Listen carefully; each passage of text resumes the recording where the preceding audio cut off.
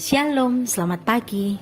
Renungan pagi Sabda Bina Umat, Minggu 24 Juli 2022. Firman Tuhan pagi ini terambil dari Roma 12 ayat 1 sampai 8. Demikian firman Tuhan. Karena itu saudara-saudara, demi kemurahan Allah aku menasihatkan kamu, supaya kamu mempersembahkan tubuhmu sebagai persembahan yang hidup, yang kudus dan yang berkenan kepada Allah. Itu adalah ibadahmu yang sejati. Janganlah kamu menjadi serupa dengan dunia ini, tetapi berubahlah oleh pembaharuan budimu, sehingga kamu dapat membedakan manakah kehendak Allah, apa yang baik, yang berkenan kepada Allah, dan yang sempurna. Berdasarkan kasih karunia yang dianugerahkan kepadaku, aku berkata kepada setiap orang di antara kamu, janganlah kamu memikirkan hal-hal yang lebih tinggi daripada yang patut kamu pikirkan, tetapi hendaklah kamu berpikir begitu rupa, sehingga kamu menguasai diri menurut ukuran iman yang dikaruniakan Allah kepada kamu masing-masing. Sebab sama seperti pada satu tubuh, kita mempunyai banyak anggota, tetapi tidak semua anggota itu mempunyai tugas yang sama.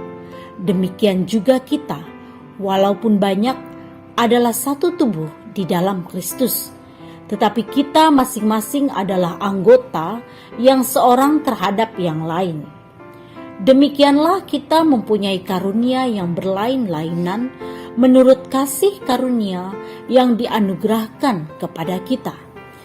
Jika karunia itu adalah untuk bernubuat, baiklah kita melakukannya sesuai dengan iman kita. Jika karunia untuk melayani, baiklah kita melayani.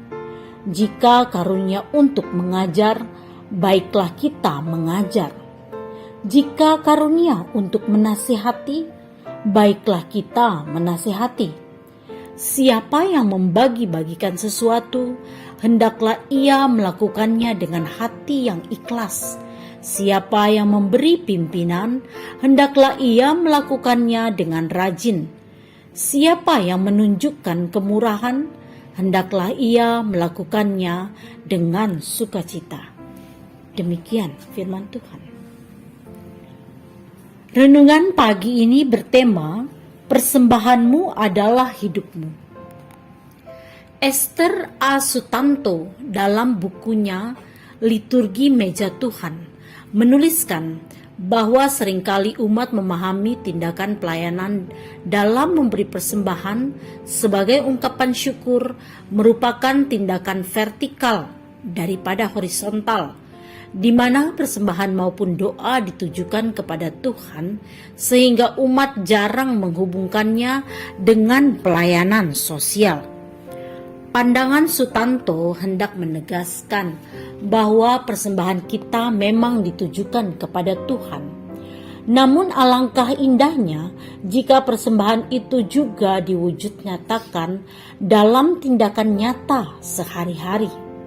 Rasul Paulus menasihati jemaat di Roma dan juga kita agar mempersembahkan tubuh sebagai persembahan yang hidup. Artinya, ketika kita telah menerima anugerah keselamatan dari Tuhan, maka seluruh hidup kita hendaknya menjadi persembahan yang berkenan kepada Tuhan.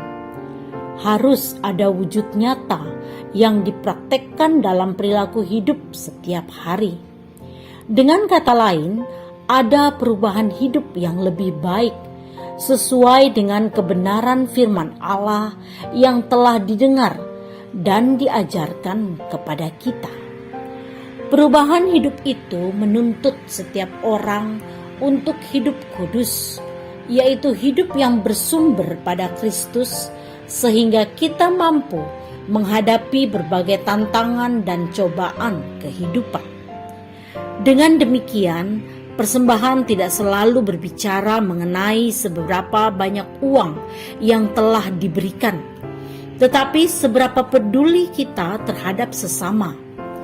Gereja sebagai tempat di mana umat menghayati imannya harus membiasakan jemaat berbagi dan peduli dengan sesama, apalagi mereka yang sedang dalam keadaan menderita. Dalam setiap kegiatan pelayanan, keuangan juga harus dikelola dengan baik dan benar sebagai tanda takut akan Tuhan. Akhirnya, tindakan kita sehari-hari adalah persembahan kita kepada Tuhan dalam rangka mewujudkan rasa syukur atas berkat-Nya melalui hasil usaha dan kerja. Inilah yang disebut persembahanmu adalah hidupmu. Doa pagi ini, Tuhan, kami ingin menyenangkan hati-Mu. Kiranya hidup kami menjadi persembahan yang berkenan di hadapan-Mu. Amin. Demikianlah renungan pagi ini. Selamat beraktivitas. Tuhan Yesus memberkati.